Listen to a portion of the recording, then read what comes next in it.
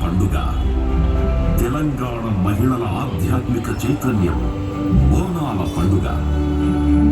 బోనాల పండుగ అంటే అమ్మ తల్లి ఆరాధనం, ఆడబిడ్డల భక్తి మార్గం, పోతురాజుల వీరంగం, శివసత్తుల కోలాహలం, తొట్టెల సంచారం, రంగమెక్కి చెప్పే భవిష్యత్తు వీక్షణం.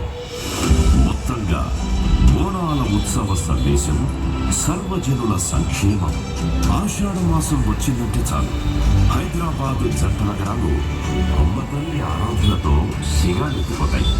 కుల, మత, ప్రాంత, వర్గ, వయోభేదాలు లేకుండా ప్రజలంతా అమ్మవారి గురికి దారిపడతారు.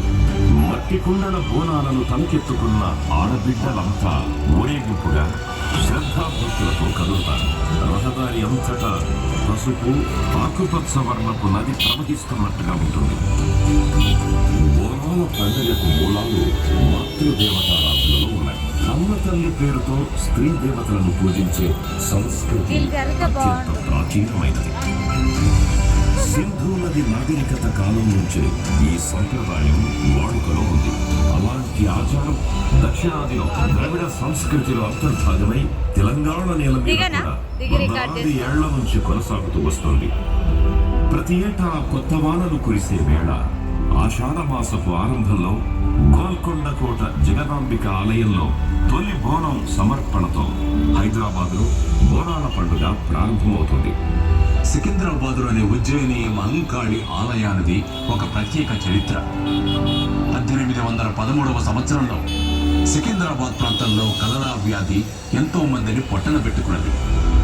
అప్పుడు సికింద్రాబాదుకు చెందిన సొరటి అప్పయ్య ఉజ్జయినిలోని మహంకాళి అమ్మవారిని సందర్శించి ప్రజలను కలరా వ్యాధి నుంచి కాపాడితే సికింద్రాబాద్లో విగ్రహ ప్రతిష్ఠ చేసి పూజలు నిర్వహిస్తానని మొక్కుకున్నాడు.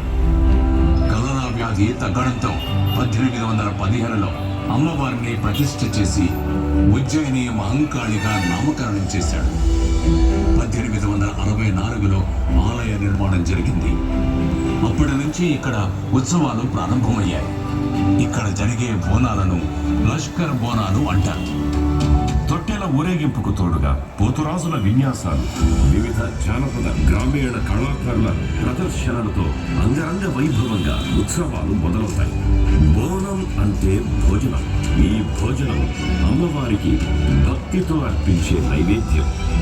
కొత్త మట్టి కుండను పసుపు, కుంకుమ బొట్లతో అందంగా అలంకరించి దాంట్లో అన్నమును వేసి ఆ కుండ చుట్టూ వేప కొమ్మలను, ఆకులను కట్టి దానిపైన మరో చిన్న కుండను, ఆ పైన మట్టి ప్రమిదలో దీపం పెట్టి ఎంతో భక్తి శ్రద్ధలతో బోనం కుండను తయారు చేస్తారు. ఆడబిడ్డలందరూ కొత్త వస్త్రాలు ధరించి ఎంతో నిష్టగా వాటిని తలపైకెత్తుకొని సామూహికంగా కలిసి అమ్మవారి గుడికి ఊరేగింపుగా వచ్చి బోనాలను సమర్పిస్తారు. అమ్మవారి దగ్గర సాక పోసి పిల్లా పాపలను, కుటుంబ పెద్దలను